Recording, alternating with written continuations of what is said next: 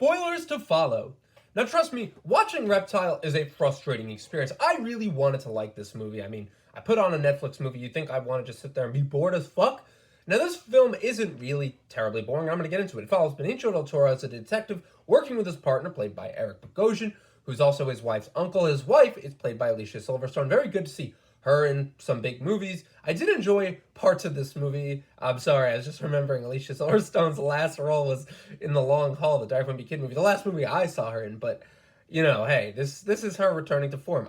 Like I said, did enjoy parts of the movie. There's always times when I'm watching a movie and I go, man, I'm being too hard on this film. But watching Reptile was not the case because I was actively very bored during much of the film, and there was a few bits of character work that were really engaging here and there, and other people who have seen the film have summed it up best. And, they say if you're going for gorgeous visuals with a Fincher or Denis Villeneuve or even that Alex Garland aesthetic, without the sci-fi analog themes, it has that cold, distant approach, but you just need a good story to do that. You can't just have the good visuals. You just need one. Now, the big problem to me reminded me of True Detective Season 2.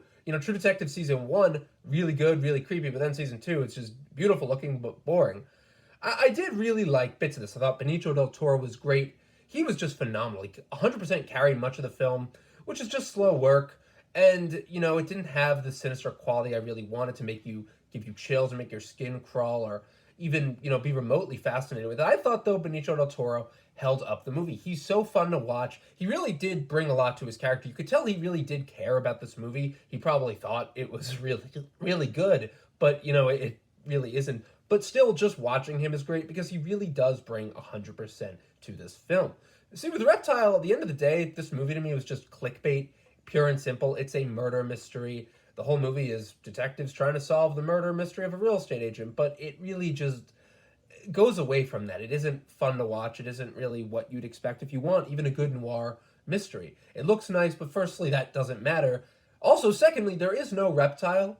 I feel like they were just going for a vague thematic description with the title. Director and writer Grant Singer, who directed some of the Weekend music videos, he's directed a lot of big music videos, but he said that the titles are a reference to reptile shedding its skin. The characters shed their skin, he says. Sure. I mean, that's a very vague way of saying it. That isn't like a big part of the movie. But it just honestly doesn't really work for me. There's a part where Benicio del Toro is vaguely talking about dreams. He's losing control, and he's talking about, how he is trying to pull the trigger and he can't. And the psychiatrist tells him, "You're a cop. Cops have these dreams." That doesn't even really come back. It just feels like it's kind of put there and just said. It's just very long, convoluted, and narratively unfocused movie. It really wants to be so many things, but at the end of the day, it lacks what all good movies really need, which is a story that hooks you. Recently TV shows have been more popular. Look at White Lotus, look at True Detective, even The Night Of. That's a mini series, but these have hours to tell their story, where Reptile's basically cramming it all into about 2 hours, 10 minutes. And it just is not fun. It's basically like watching all the boring parts of a series.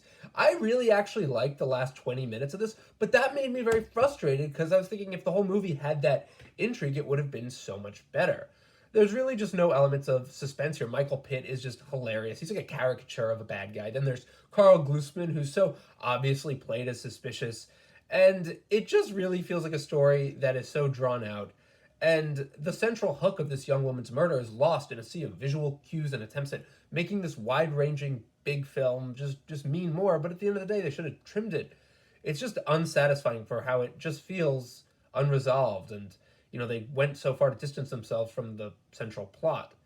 We learned that the young real estate agent was murdered because of her ties to heroin, and then that the police were used to store the heroin. Now, this could be great. This is a great way to end the film, but it takes an hour, 40 minutes till we get there, and by that time, I think all interest is kind of decimated, and I just wanted the movie to be over.